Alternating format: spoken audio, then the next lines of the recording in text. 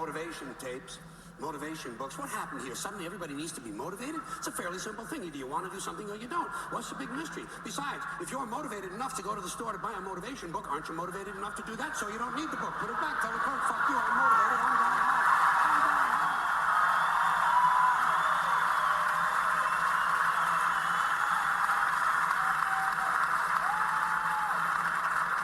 And can anyone explain to me the need for 1 hour photo finishing? You just saw the fucking thing.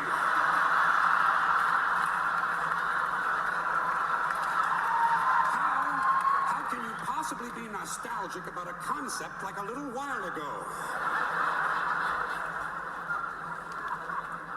Another complaint, too many vehicles. There are some families in this country own entirely too many vehicles. You see them on the highway in an RV. But that's not enough for them. RV's not enough. Behind them, they're towing a motorboat, go-kart, dune buggy, dirt bike, jet ski, snowmobile, parasail, hang glider, windsurfing equipment, a hot air balloon, and a small two-man deep-sea diving bell. Doesn't anyone just take a fucking walk anymore? The only thing these people lack is a lunar excursion module. Too many choices, America. It's not healthy. Another abomination. White guys over 10 years of age who wear their baseball hats backwards.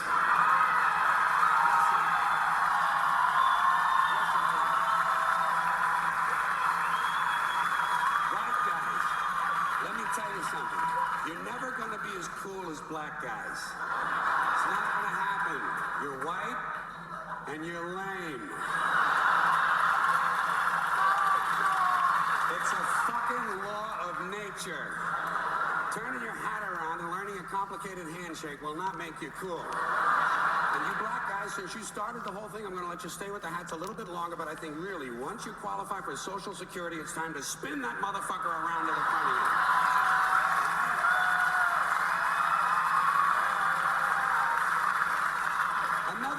Another tip for the men. The earrings, the thing with the earrings, it's over. It's been over for a long time. Doesn't mean anything anymore. It was supposed to piss off the squares. The squares are wearing them now. Doesn't mean anything. It's just fucking jewelry. Unless you have an earring with a live baby hanging from it, it's just jewelry. And I want you to know I'm in favor of self-mutilation and personal disfigurement.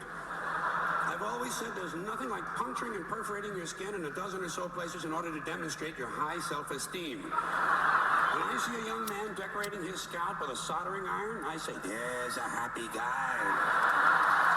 Thinks highly of himself. And haven't we gone a little overboard with these colored ribbons for different causes?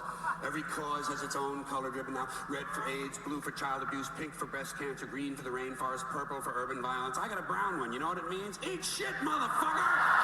Eat shit, motherfucker!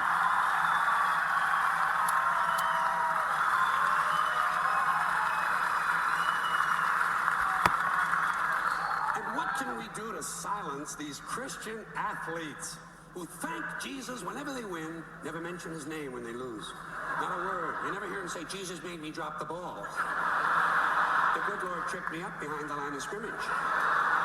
According to these guys, Jesus is undefeated. Meanwhile, these assholes are in last place. Must be another one of those miracles. And speaking of delusional people, what about a guy who hears a voice in his head, tells him to kill his entire family, so he does it? Is this the only thing a voice in the head ever tells these people to do, is to kill others? Doesn't a voice ever tell a guy, go take a shit on the salad bar at Wendy's?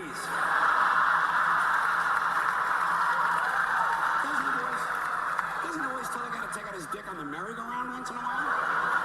Well, some guys do take out their dicks on the merry-go-round, but usually it's their own idea.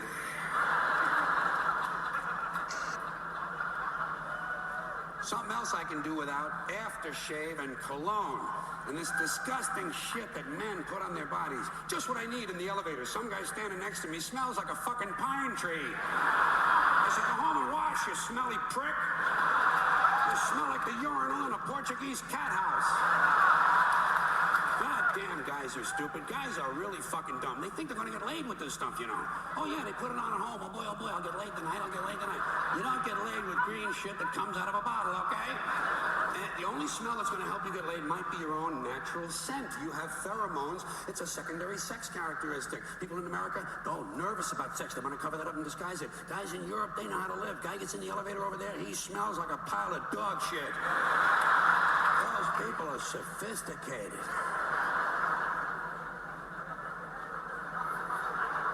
Getting pretty tired of these guys walking around in cowboy hats and cowboy boots. You ever see these jack-offs? Can't we kill some of these motherfuckers walking around in a fucking cowboy hat? Grown man. It's not even Halloween, for Christ's sakes. I say, hey, Tex, grow up and get yourself a wardrobe consistent with the century you're living in. Why do certain men feel the need to dress up as mythic figures? You don't see anyone walking around in a pirate costume, do you? When's the last guy you ran into had on a Viking outfit? Make-believe cowboys. Closest they ever got to a cow is when they stopped to take a piss at an Arby's. And camcorders. Here is technology gone berserk.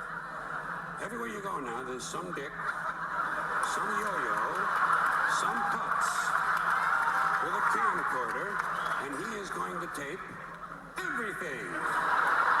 Doesn't anyone in this country just stop and look at things anymore? Sort of take them in? Maybe even remember them? Is that just a strange notion? Does experience have to be documented and brought home and saved on a shelf? And do people really watch this shit? Are people's lives so bankrupt they sit at home looking at things they already did? And these guys are so intense, you know? It's always guys. They won't let women touch the cameras. It's a highly technical skill. Look through a hole, push on a button, big skill, and they all think they're Federico Fellini. You ever seen any of this shit? Low angles, zooms, and pans, and it's the same ugly 3 children in every goddamn shot. All the George Lucas magic in Hollywood is not going to change the unfortunate genetic configuration on the faces of these children. Keep these unfortunate youngsters out of public view. Now, a lot of these, hold on a sec. A lot of these cultural crimes I've been complaining about can be blamed on the baby boomers. Something else I'm a little tired of hearing about. The baby boomers. Whiny, narcissistic, self-indulgent people with a simple philosophy. Give me it, it's mine! Give me that, it's mine! These people were given everything. Everything was handed to them. And they took it all. Took it all. Sex, drugs, and rock and roll. And they stayed loaded for 20 years and had a free ride. But now they're staring down the barrel of middle-age burnout. And they don't like it. They don't like it, so they turn self-righteous. And they want to make things hard on younger people. They tell them abstain from sex. Say no to drugs. As for the rock and roll, they sold that for television commercials a long time ago. So they could buy pasta machines and Stairmasters and soybean futures. Soybean futures. You know something? They're cold, bloodless people. It's in their slogans, it's in their rhetoric. No pain, no gain. Just do it. Life is short, play hard. Shit happens, deal with it. Get a life. These people went from do your own thing to just say no. They went from love is all you need to whoever winds up with the most toys wins. And they went from cocaine to Rogaine.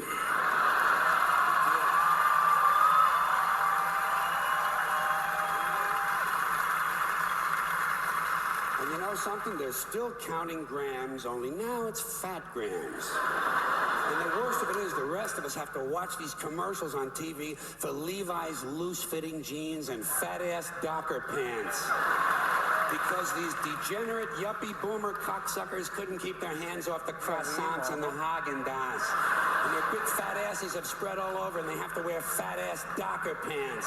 Fuck these boomers, fuck these yuppies, and fuck everybody now that I think of it.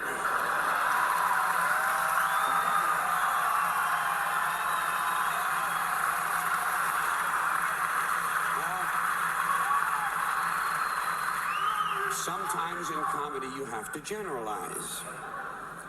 Now there's one thing you might have noticed I don't complain about. Politicians. Everybody complains about politicians. Everybody says they suck. Yeah. Well, where do people think these politicians come from? They don't fall out of the sky. They don't pass through a membrane from another reality. They come from American parents and American families, American homes, American schools, American churches, American businesses, and American universities, and they're elected by American citizens. This is the best we can do, folks. This is what we have to offer. It's what our system produces. Garbage in, garbage out. If you have selfish, ignorant citizens, you're going to get selfish, ignorant leaders. And term limits ain't going to do you any good. You're just going to wind up with a brand new bunch of selfish, ignorant Americans. So maybe it's not the politicians who suck. Maybe something else sucks around here, like the public. Yeah, the public sucks. There's a nice campaign slogan for somebody. The public sucks. Fuck hope. Fuck hope. Because if it's really just the fault of these politicians, then where are all the other bright people of conscience? Where are all the bright, honest, intelligent Americans ready to step in and save the nation and lead the way? We don't have people like that in this country. Everybody's at the mall, scratching his ass, picking his nose, taking his credit card out of his fanny pack and buying a pair of sneakers with lights in them. So I have solved this little political dilemma for myself in a very simple way.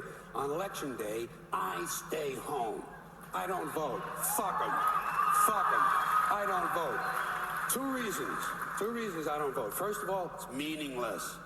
This country was bought and sold and paid for a long time ago. The shit they shuffle around every 4 years doesn't mean a fucking thing.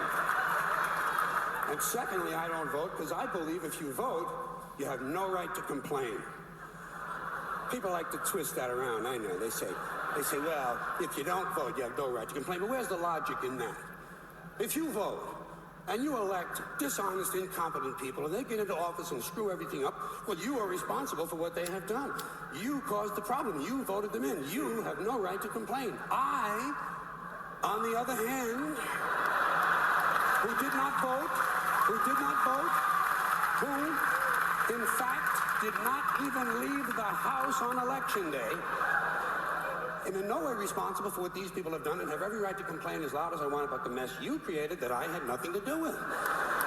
So I know that a little later on this year, you're going to have another one of those really swell presidential elections that you like so much. You'll enjoy yourselves. It'll be a lot of fun. I'm sure as soon as the election is over, your country will improve immediately. As for me, I'll be home on that day doing essentially the same thing as you. The only difference is, when I get finished masturbating, I'm going to have a little something to show for it, folks. Thank you very much.